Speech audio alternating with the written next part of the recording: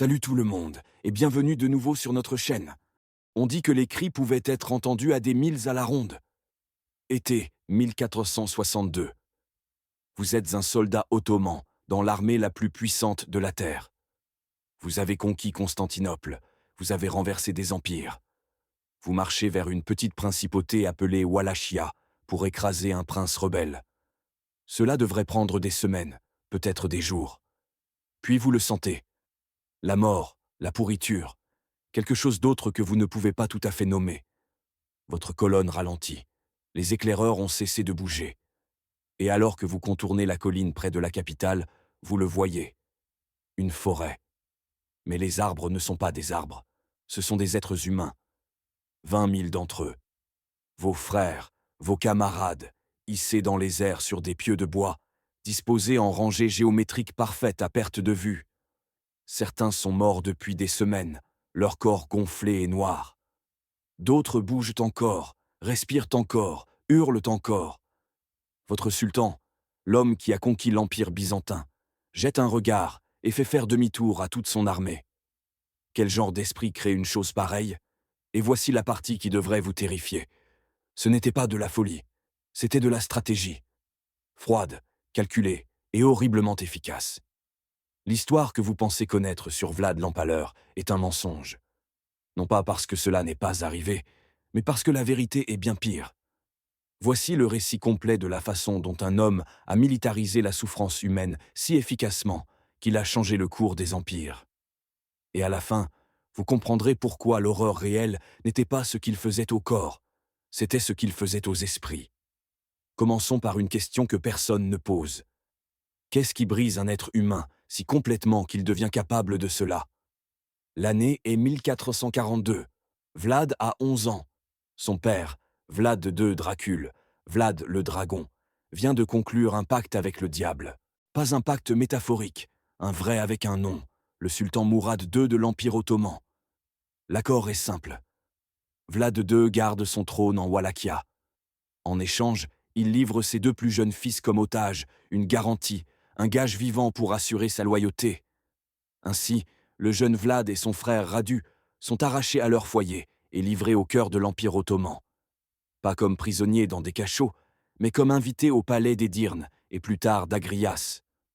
On leur donne des vêtements raffinés, une éducation, un entraînement militaire. On leur enseigne le turc, l'arabe, la philosophie et le Coran. En surface, cela ressemble à un privilège. Mais voici ce que les livres d'histoire occultent. Ce n'était pas de l'éducation, c'était une guerre psychologique. Vlad a passé ses années formatrices, de 11 à 17 ans, à regarder ses ravisseurs perfectionner l'art de bâtir un empire. Il a étudié comment les Ottomans utilisèrent la peur comme outil de gouvernement. Il a été témoin d'exécutions publiques, conçues non seulement pour punir, mais pour traumatiser des populations entières afin de les soumettre. Il a appris que la terreur, lorsqu'elle est appliquée avec une précision chirurgicale, est plus efficace que n'importe quelle armée. Et il a appris autre chose. Il était totalement impuissant. Tandis que son jeune frère Radu s'adaptait, nouant même une amitié étroite avec le fils du sultan, Mehmed, Vlad refusait de plier. Selon les registres de la cour ottomane, il était fréquemment puni pour sa défiance. Certains récits suggèrent qu'il a été battu, peut-être torturé. Les détails exacts sont perdus pour l'histoire, mais ce qui est certain, c'est ceci. Quelque chose de fondamental s'est brisé en lui durant ces années. Ou plus exactement, quelque chose s'est cristallisé. Il a développé ce que les psychologues modernes pourraient appeler un complexe de persécution. Conjugué à un besoin obsessionnel de contrôle, mais il l'a canalisé. Chaque punition qu'il a endurée, il l'a étudiée. Chaque technique de torture dont il a été témoin, il l'a mémorisée. Il construisait un arsenal mental, pièce par pièce. En 1448, après 6 ans de captivité, Vlad est enfin retourné en Wallachia. Il avait 17 ans.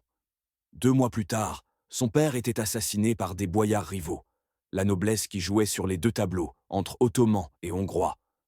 Son frère aîné, Mircea, fut enterré vivant. Vlad était seul, entouré d'ennemis, soutenu par personne. Et c'est là que l'histoire devient intéressante.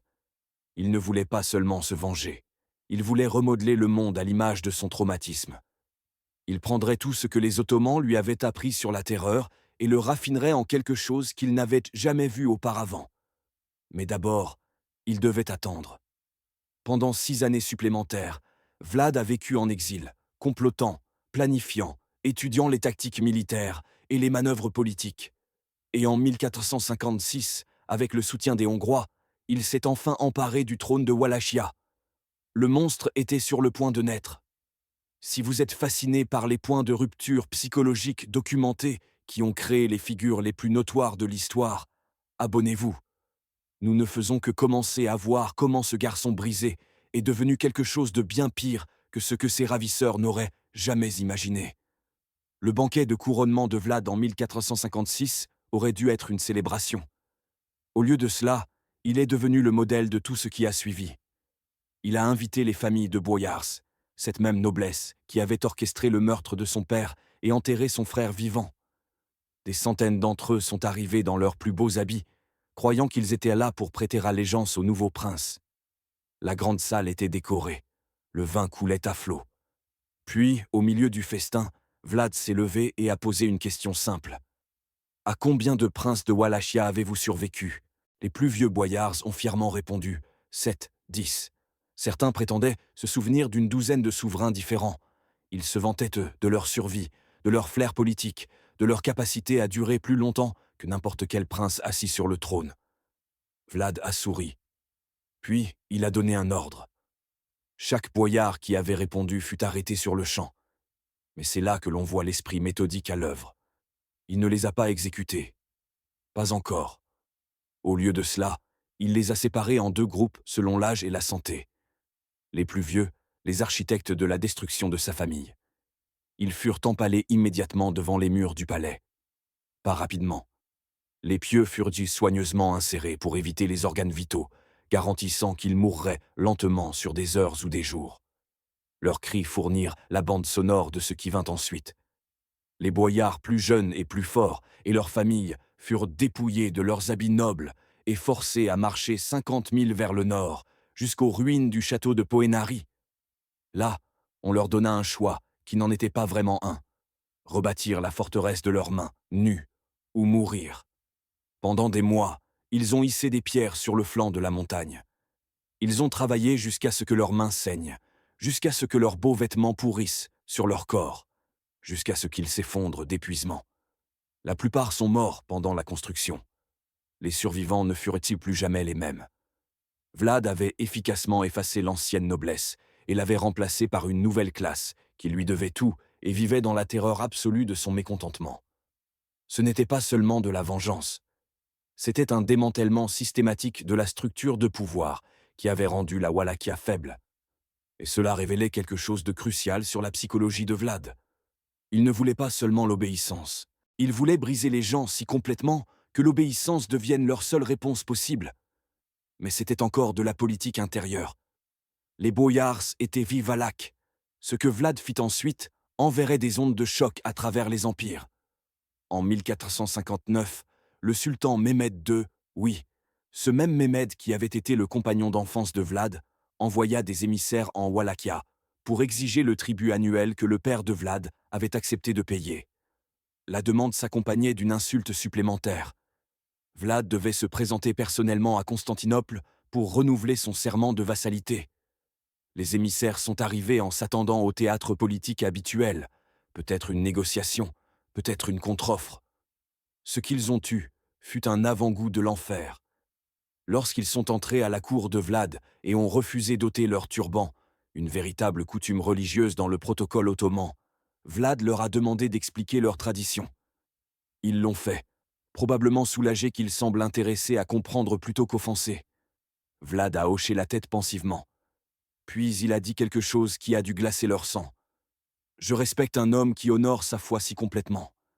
Laissez-moi vous aider à l'honorer pour toujours. » Il a ordonné à ses gardes de clouer les turbans directement sur leur crâne.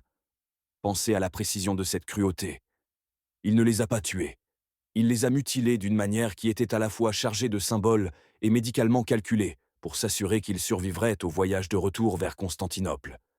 Ils étaient des messages ambulants, leurs cris résonnant à travers la campagne alors qu'ils fuyaient vers le sultan. Quand Mehmed a reçu ses envoyés, ces hommes qu'il avait envoyés de bonne foi, désormais défigurés de façon permanente et rendus à moitié fous par la douleur, il a compris immédiatement qu'il ne s'agissait pas de l'ami d'enfance dont il se souvenait. C'était quelque chose de nouveau, quelque chose qui avait pris les leçons ottomanes de terreur et les avait fait évoluer en quelque chose que même les Ottomans n'avaient pas imaginé. La guerre était désormais inévitable. Mais avant que cette guerre n'éclate, Vlad avait d'autres messages à envoyer.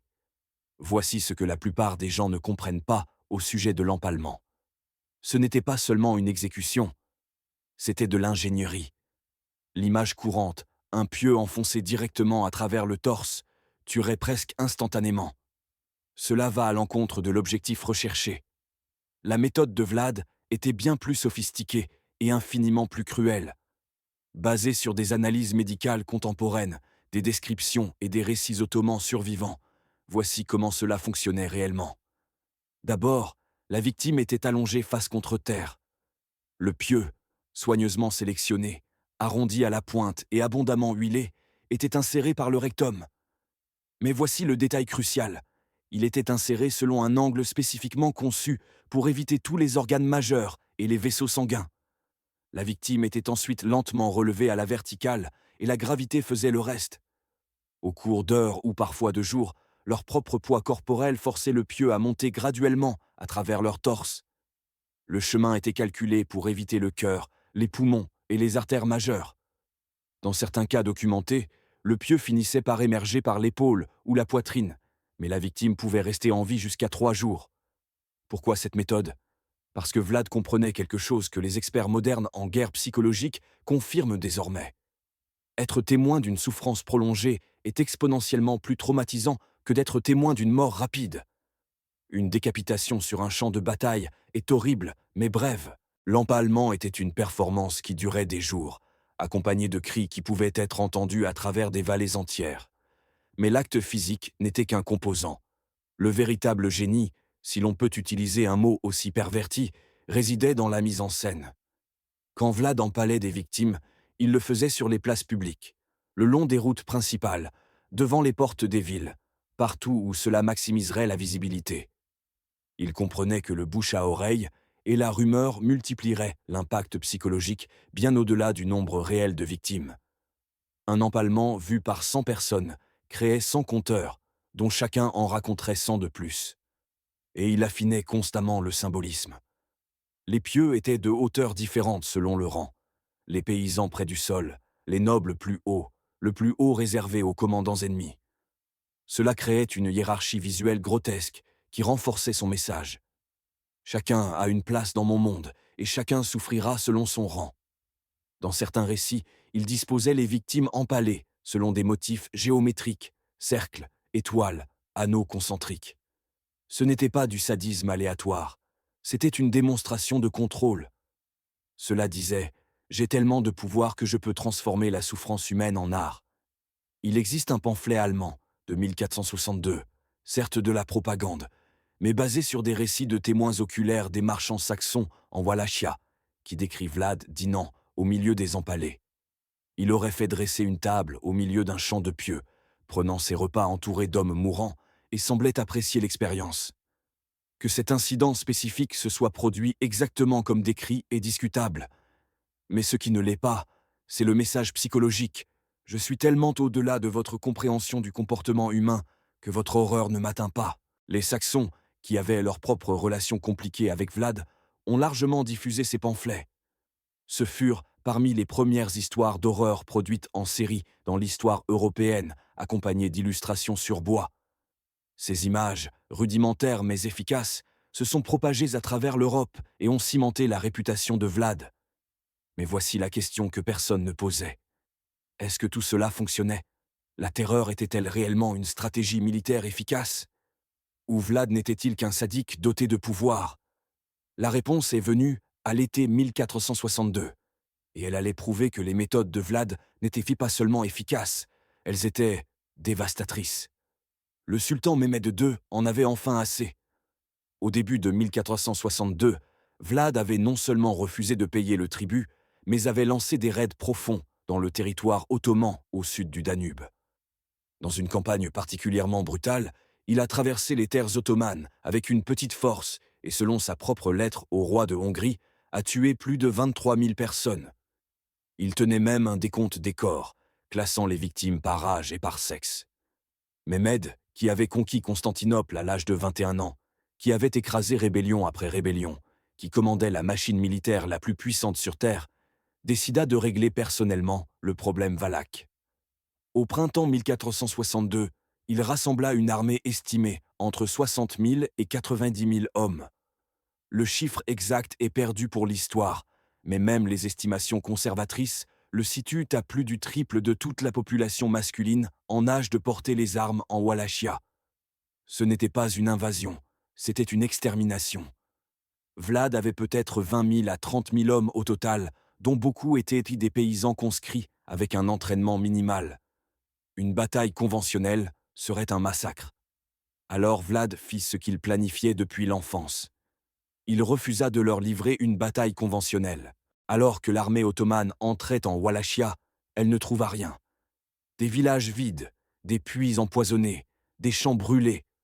Chaque source potentielle de nourriture et d'eau avait été systématiquement détruite. Vlad avait ordonné à son propre peuple d'abandonner ses maisons et de se retirer dans les forêts et les montagnes, emmenant son bétail. Les lignes de ravitaillement ottomanes s'étiraient de plus en plus, puis les raids nocturnes commencèrent. Ce n'étaient même pas des escarmouches typiques. Vlad avait formé des unités spécialisées dans la guérilla. Des petits groupes d'hommes, peut-être 50 à 100, frappaient les camps ottomans au milieu de la nuit, tuant les sentinelles, allumant des feux et disparaissant avant qu'une réponse organisée ne puisse se former. Ils ciblaient les chariots de ravitaillement, les animaux de trait, les stocks de munitions. Le but n'était pas de vaincre l'armée, c'était de les rendre paranoïaques, épuisés et démoralisés. Mais le chef-d'œuvre survint la nuit du 17 juin 1462. Vlad avait appris par des soldats ottomans capturés que le sultan Mehmed lui-même campait près de Targoviste avec sa garde personnelle, l'élite des janissaires. C'était une occasion qui ne se représenterait jamais. Vlad mena personnellement une force d'environ 10 000 hommes, dans ce qui devint connu sous le nom d'attaque nocturne. Sous le couvert de l'obscurité, ils infiltrèrent le massif camp ottoman avec un seul objectif, tuer le sultan. Les récits contemporains décrivent un chaos absolu. Les Valaques étaient vêtus d'uniformes ottomans, capturés, et connaissaient assez de Turcs pour semer la confusion. Ils mirent le feu aux tentes, firent s'enfuir les chevaux et visèrent spécifiquement la section du camp où se trouvait le pavillon du sultan. Ils arrivèrent à quelques mètres de Mehmed lui-même. Certains historiens pensent que Vlad et le sultan furent mis brièvement en contact visuel à travers le camp en flammes, mais les janissaires tinrent bon, formant un cercle défensif autour de leur chef. Après des heures de combat au corps à corps, Vlad réalisa qu'il ne pouvait pas percer. Il ordonna la retraite et ses hommes s'évanouirent dans la nuit aussi soudainement qu'ils étaient apparus. Les pertes ottomanes furent relativement légères, peut-être 2000 tués, bien que les sources ottomanes minimisent les chiffres. Mais les dommages psychologiques furent catastrophiques. Le sultan de l'Empire ottoman, au milieu de sa propre armée, avait failli être tué par un ennemi largement surpassé en nombre, qui frappait de nulle part et disparaissait comme un fantôme. Les commandants de Mehmed étaient ébranlés. Ses soldats étaient épuisés, et ils étaient encore à des semaines de Constantinople, marchant à travers un paysage mort où chaque ombre pouvait cacher un ennemi. Puis, ils atteignirent la capitale et virent ce que Vlad leur avait préparé. Aucune description écrite ne peut pleinement capturer ce que l'armée de Mehmed rencontra à l'approche de Targoviste à la fin de juin 1462. Mais nous pouvons essayer. Imaginez que vous êtes un soldat ottoman. Vous marchez depuis des semaines à travers une terre brûlée. Vous avez faim, vous êtes épuisé et nerveux à cause des raids nocturnes constants. Vous n'avez pas vu l'ennemi depuis des jours. Ils ont simplement disparu. Cela devrait être un bon signe. Pourtant cela ressemble à un piège. Alors que vous approchez de la capitale valaque, l'odeur vous frappe en premier. Si vous avez déjà senti un animal mort pourrir dans la chaleur de l'été, multipliez cela par des milliers. Ajoutez ensuite l'odeur douceâtre et écœurante de la chair humaine en décomposition. Elle est si épaisse que vous pouvez la goûter. Puis vous voyez les pieux. Le premier, puis 10, puissant, puis vous réalisez qu'il n'y a pas de fin. Ils s'étirent jusqu'à l'horizon dans toutes les directions. Les récits contemporains disent que le champ de corps empalé s'étendait sur près de 2000 de long et plus d'un demi-mille de large.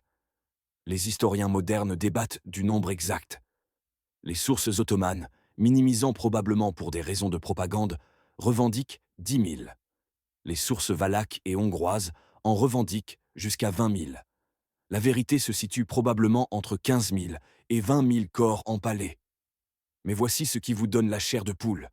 Ce n'était pas aléatoire. Les pieux étaient disposés selon des motifs géométriques précis, des cercles concentriques rayonnant depuis les hauteurs de la capitale en rangées ordonnées. Dans certaines sections, ils formaient des motifs en étoiles visibles depuis les terrains élevés. Vlad avait passé des semaines, peut-être des mois, à préparer cela. Il avait capturé des soldats ottomans et des sympathisants lors de raids précédents et d'escarmouches frontalières. Il les avait gardés en vie spécifiquement dans ce but. Certains corps étaient morts depuis des semaines, pourrissant sous la chaleur de l'été. D'autres avaient été empalés plus récemment, et certains, selon plusieurs sources, étaient encore en vie. Le chroniqueur byzantin Laonikos Chalkokondyles, qui a interrogé des témoins oculaires, a écrit que les gémissements des mourants pouvaient être entendus à travers tout le champ. Certains étaient empalés depuis des jours, leur corps se consumant lentement, trop faibles pour crier, mais toujours conscients. Les troupes ottomanes, des vétérans endurcis qui avaient dit conquis des villes et massacré d'innombrables ennemis, auraient ça commencé à vomir. Certains refusèrent d'avancer plus loin. D'autres commencèrent à déserter dans la nuit, préférant risquer l'exécution plutôt que de continuer dans ce cauchemar. Et au centre, sur le pieu le plus haut de tous, se trouvait Hamza Pacha, un commandant ottoman de haut rang capturé lors d'une escarmouche précédente. Son corps, vêtu des restes de ses parures militaires, était positionné directement face à la route d'approche du sultan. Un message personnel de Vlad à Mehmed. « Voici ce que je fais à vos meilleurs hommes. Imaginez ce que je vous ferai. » Le sultan Mehmed II, rappelez-vous, est l'homme qui a vu les murs de Constantinople s'effondrer sous ses canons, qui avait ordonné sa part d'exécutions et de massacres, aurait arrêté son cheval et regardé en silence pendant plusieurs minutes. Différentes sources rapportent différentes versions de sa réponse, mais la plus largement acceptée vient de Chalkokondyles. Il n'est pas possible de priver de son pays un homme qui a accompli de si grandes actions. Celui qui sait mettre son pouvoir à un tel usage, un homme qui a fait de telles choses, valait beaucoup. Ce n'était pas un éloge. C'était une reconnaissance. Le sultan admettait qu'il faisait face à quelque chose qu'il ne comprenait pas totalement. Un esprit qui avait pris les méthodes ottomanes et les avait fait évoluer en quelque chose que même les Ottomans ne pouvaient égaler. La situation militaire se détériorait déjà. Les lignes de ravitaillement étaient trop étirées. Les tactiques de la terre brûlée avaient fonctionné. Les raids nocturnes avaient détruit le moral. Les propres commandants du sultan conseillaient la retraite. Mais la forêt des empalés fut le point de rupture psychologique. Elle prouvait que la pensée militaire conventionnelle ne s'appliquait pas ici. Vlad n'essayait pas de gagner des batailles. Il essayait de briser les esprits. Et cela fonctionnait. En quelques jours, Mehmed ordonna une retraite générale. Il laissa un contingent sous les ordres du jeune frère de Vlad, Radu, pour continuer à harceler Vlad. Mais le sultan lui-même se retira avec l'armée principale. La force militaire la plus puissante au monde avait envahi une petite principauté avec des effectifs écrasants et avait été repoussée non par une défaite militaire, mais par une pure guerre psychologique. Vlad l'Empaleur avait gagné. Mais l'histoire ne s'arrête pas là, car ce qui suit révèle la tragédie ultime. Que la terreur, aussi efficace soit-elle à court terme, finit toujours par dévorer celui qui la manie. On pourrait penser que repousser l'Empire ottoman ferait de Vlad un héros dans l'Europe chrétienne. D'une certaine manière, ce fut le cas. Le roi d'Hongrie et le pape louèrent de sa défense de la chrétienté. Mais voici ce qu'ils ne comprenaient pas. Vlad ne pouvait plus s'arrêter. Les méthodes qui avaient d'abord vaincu les Ottomans ne s'arrêtèrent pas avec les Ottomans. Il les utilisa sur tout le monde. À la fin de 1462, Vlad empalait des marchands valaques pour spéculation. Il empalait des boyards soupçonnés de déloyauté sur la base de rumeurs. Il empalait des villages entiers pour des infractions mineures. L'outil qu'il avait forgé pour vaincre un ennemi supérieur était devenu son seul outil pour tout. Sa position politique se détériora rapidement. Son frère Radu, soutenu par l'or et les soldats ottomans, se présenta comme l'alternative saine, tandis que le soutien hongrois s'évaporait, car le comportement de plus en plus erratique de Vlad s'aliénait ses alliés. En novembre 1462, quelques mois seulement après son plus grand triomphe, Vlad fut contraint de fuir en territoire hongrois. Et voici l'amère ironie. Il fut emprisonné par son supposé allié, le roi Mathias Corvinus d'Hongrie, pour des accusations qui restent troubles à ce jour. Certaines sources disent que Mathias a fabriqué des lettres pour faire croire que Vlad négociait avec les Ottomans. D'autres suggèrent que Vlad était devenu un tel fardeau que même ses alliés chrétiens voulèrent son départ. Il passa 12 ans en captivité hongroise, non pas l'emprisonnement brutal de sa jeunesse ottomane, mais une assignation à résidence dans des quartiers confortables. Il épousa même une noble hongroise et eut des enfants. De la vie générale, il fut un prisonnier modèle, mais en 1476, l'opportunité revint. La Wallachia avait sombré dans le chaos sous une série de souverains faibles. Le prince de Moldavia, Étienne le Grand, aida à orchestrer le retour de Vlad sur le trône, soutenu par des troupes hongroises et moldaves. Vlad réclama son trône en novembre 1476. Il n'eut que 2 mois pour régner. En décembre 1476 ou janvier 1477, la date exacte est perdue. Vlad fut tué au combat contre une force ottomane près de Bucarest. Les circonstances sont floues. Certaines sources disent qu'il a été tué par ses propres hommes, soit par trahison, soit parce qu'ils l'ont pris pour un ennemi dans le chaos. D'autres disent qu'il fut submergé par les soldats ottomans. Ce qui est certain, c'est la suite. Sa tête fut tranchée, conservée dans du miel et envoyée au sultan Mehmed à Constantinople comme preuve de sa mort. Après tout, la terreur, l'empalement, la guerre psychologique, Vlad finit comme un trophée, exposé à la moquerie dans la capitale de l'Empire, même qu'il avait combattu toute sa vie. Son corps aurait été enterré au monastère de Snagov, sur une île en Roumanie. Des fouilles, dans les années 1930, ont trouvé une tombe, mais elle était vide. À ce jour, personne ne sait où se trouvent les restes réels de Vlad. Alors, que faisons-nous de cette histoire ? En Roumanie, Vlad est souvent célébré comme un héros national, un chef brutal, mais efficace qui s'est dressé contre des probabilités écrasantes et a préservé l'indépendance. Il y a des statues de lui. Son visage apparaît sur des produits touristiques. Pour le reste du monde, surtout après le roman de Bram Stoker en 1897, Dracula qui a librement emprunté son nom et son histoire, Vlad est devenu synonyme de vampirisme et de mal surnaturel, ce qui, d'une manière perverse, nous dédouane. Il est plus facile de le considérer comme un monstre, quelque chose d'inhumain, que de confronter l'horreur réelle. Car l'horreur réelle est celle-ci. Tout ce que Vlad a fait était humain. Douloureusement, terrifiamment humain. Il n'est pas né monstre. Il a été créé par un système qui lui a appris que le pouvoir vient par la terreur, que la survie exige une cruauté absolue, que l'empathie est une faiblesse. Et il a pris ces leçons pour les porter à leur extrême logique. La forêt des Empalés n'était pas de la folie, c'était de la psychologie appliquée. Les attaques nocturnes n'étaient même pas de la violence aléatoire, c'était dans des stratégies militaires de précision. Chaque empalement, chaque mutilation, chaque démonstration publique de souffrance était un mouvement calculé dans un jeu plus vaste. Et voici ce qui devrait vous empêcher de dormir. Cela a fonctionné. Contre des probabilités impossibles, en n'utilisant rien d'autre que la terreur calculée, Vlad a repoussé un empire. Il a prouvé que la peur, correctement militarisée, pouvait accomplir ce que les armées ne pouvaient pas.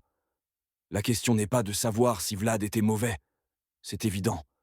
La question est, qu'est-ce que cela dit de la nature humaine que cette méthode ait été si efficace, et quelles autres horreurs calculées se cachent dans les ombres de l'histoire, attendant de nous donner des leçons que nous préférerions ne pas apprendre.